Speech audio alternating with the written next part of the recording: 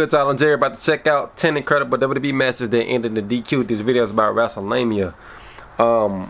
That's the worst way to end the match. One of the worst ways to end the match is to end a great match by disqualification, because the crowd was into it. The wrestlers were so in sync. Back and forth action, finishers being hit, kickouts, and somebody either got purposely disqualified, or it was a run-in that happened. And that's one of the worst times to ever have a finish to a match and end a match like that. So we about to hop into this video and see those 10 incredible matches that ended in the DQ. Let's go. Certain WWE matches are on the brink of becoming classics, but at the last moment WWE pulled the rug from under the fanbase and opted for a DQ finish. A DQ finish, whilst disappointing, is a surefire way to continue a rivalry, and when the DQ finish takes place on a major pay-per-view, especially if like it's a WrestleMania or something like that, that sucks. Join us now as WrestleMania looks at 10 incredible WWE matches that ended in a DQ. Be sure to subscribe and hit that notification bell for daily wrestling videos, and follow us on Facebook for exclusive lists. Also check out our new channel, WrestleMania Shorts. Number 10, AJ Styles vs Samoa Joe, SummerSlam 2018. A WWE booked a certified dream match for the 2018 SummerSlam event. AJ Styles was going to defend his prestigious WWE title against Samoa Joe. These two had classic after classic back in TNA, and now it was time for the two to work on the big stage in the WWE ring. The match itself was great, but the finish came when Joe began to taunt AJ's family, leading to AJ attacking Joe with a steel chair. This obviously led to a DQ victory for Joe, but due to a title being unable to change hands via DQ, AJ remained WWE champion.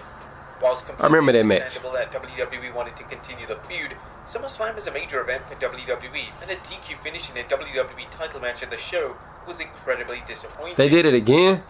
I can't even remember that. Damn ads. If this was Fastlane or something like that, maybe it would have been. It wouldn't have mattered. Number 9, SummerSlam was one of the big four pay-per-views. Unforgiven 2002. Following Brock Lesnar's victory over The Rock at 2002 Undertaker SummerSlam next. event, WWE decided to proceed with the Lesnar vs Undertaker feud over the WWE title. To say that these two had chemistry would be an understatement, as before they even had a match, there was a distinct aura surrounding their segments, and it was no surprise that their Unforgiven match was excellent, due to their iconic rivalry just getting started. The best match in that card was Chris Benoit versus Kurt Angle. But thankfully, WWE had an exciting spot planned to send the fans home happy. Following the double DQ finish being declared, The Undertaker would throw Lesnar through the set at the top of the stage. It was an exciting moment and planted the seeds for Lesnar and the Dead Man's acclaimed Hell in a Cell matchup, which would follow just 1 month later. That match was pretty good too. Number 8, even Paul Heyman was bleeding. He was outside the cage. 2005. When John Cena was drafted to Raw as WWE Champion in 2005, they attempted to recapture old magic by emulating the rivalry between Stone Cold and Vince McMahon. Raw GM Eric Bischoff would become Cena's arch nemesis, and this would be the focal point of Raw for a number of months. Bischoff would recruit Kurt Angle to take down Cena, and the two faced off in the main event of the Unforgiven pay-per-view in 2005. This was a brand exclusive pay-per-view for the Raw brand, so there was a ton of pressure on delivering a memorable main event which was warranted a pay-per-view price tag. Cena and Angle, as always, had tremendous chemistry in the ring, but the lousy finish of the match ultimately led to the quality of the matchup down. The finish of the match saw Bischoff interfere, but it was Cena hitting Angle with the WWE title, which led to a DQ being called. The finish received audible boos, and it was unclear if WWE executed the planned finish correctly, as it came across awkwardly timed. Nevertheless, WWE tried to create a memorable moment with their post-matchup shenanigans, as Bischoff would attempt to strip Cena of the WWE title, but he received an AA. The pay-per-view would then go off the or FU at the time. Yet another AA, but this time on Angle through the announce table. Number 7, Randy Orton versus Christian, Money in the Bank. Oh, he spit in his face. I remember that. Finally, in 2000, but it was a stipulation that if Randy got disqualified, Christian became the champion. Christian, shortly after losing the world title to Randy Orton, would embark on a heel turn. This heel turn highlighted he took that thing right to the face. Christian was a top-tier pro wrestler. The feud between Orton and Christian was incredible, as Christian, that first match they had on SmackDown was so good. Chemistry was improving with every single match. When the two collided at the Money in the Bank event, there was an added stipulation that if Orton was disqualified, he would therefore lose Christian his purposely WWE spit title. in his face. Naturally, Christian used this unique stipulation to his advantage. Randy Orton just lost it. The quick-tempered Orton so much during the match that Orton was forced to break the rules. He spit right in his lip. Towards the end of the match, he delivered a devastating low blow. This meant that Orton was disqualified. As a result, he lost the world title. This finish was a bold choice, but it worked as a Chicago crowd in attendance loved what WWE delivered. That was the first time Number that 6, ever happened. Eddie Guerrero versus JBL, Judgment Day 2004. The Judgment Day 2004 was a huge test for JBL. He was instantly thrown into the main event scene with his new villainous character, and thankfully for him, he had the perfect opponent. At this point in time, Eddie Guerrero's babyface act was the most over thing in the entire company, and Guerrero was making every moment count. The match between JBL and Guerrero was a great I miss Eddie.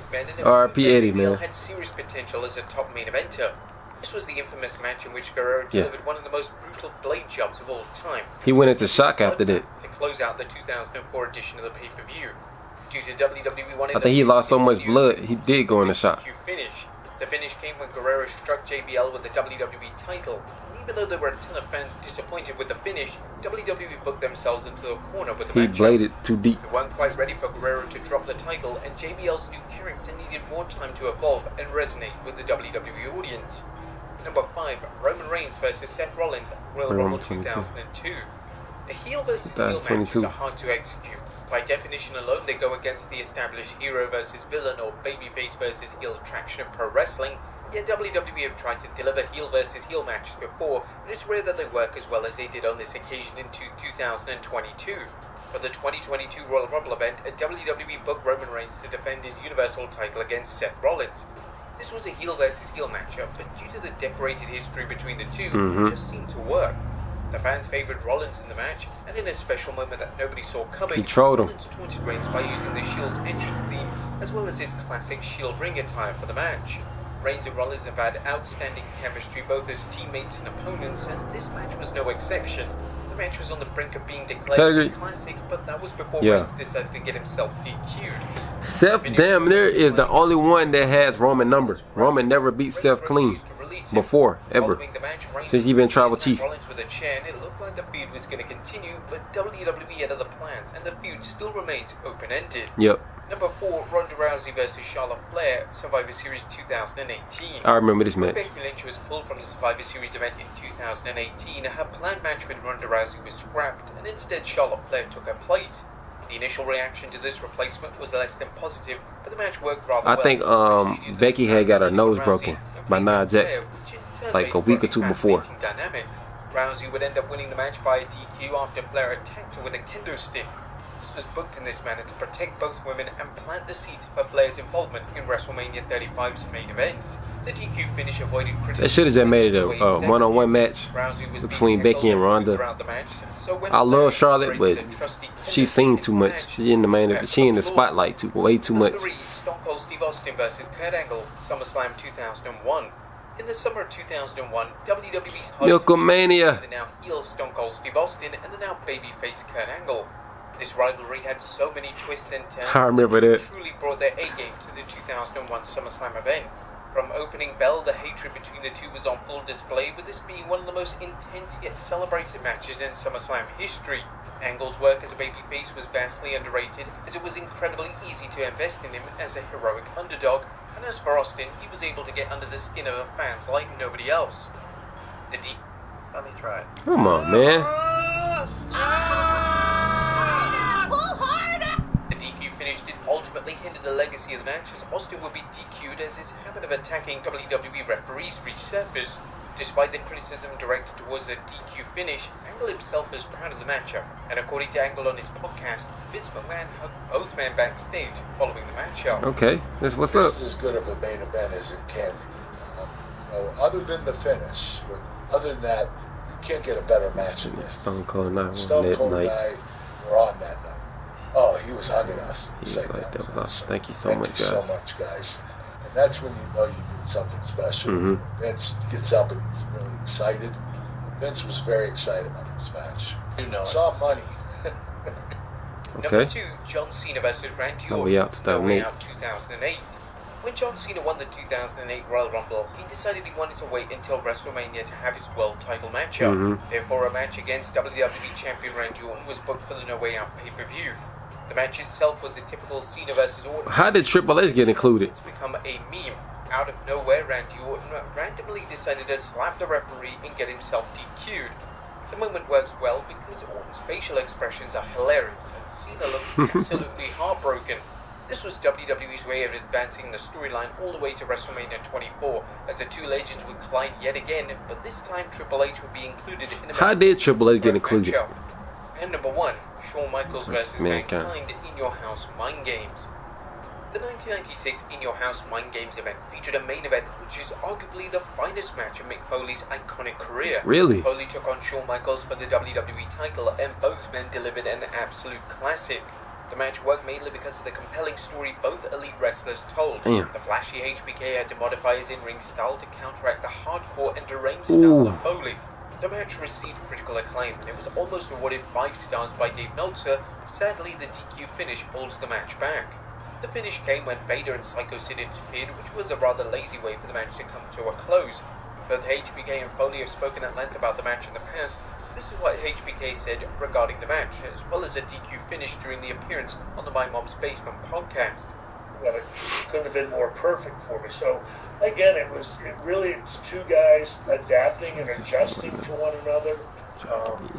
This job can be very easy, really, at its core. But usually you only have that with your best friends because there's always some form of other emotion getting in the way. And Mick is one of those people that never hung around, didn't know, but still when you get together, there's a chemistry there. So it's really just an odd pairing, but in a fantastic way. I think that's why it'll always be special because there's no storyline to it, there's no follow-up to it. And I really do. I think it's one of those matches, again, even now, especially in today's year, where you go, didn't that end up in disqualification? Heaven forbid you do those now. I mean, that's what even made it special. For that moment in time, it was absolutely one of those perfect things that just sits there. And had you done more with it, that might have messed it up. People have really come to appreciate that match. Okay. For what I think it really was. I never knew that match existed. There you have it, folks. 10 Alright, y'all, great video, man. Let me know down below in the comments of what y'all thought of my reaction to this video. Like, comment, subscribe. Until next time, I'm out. Peace.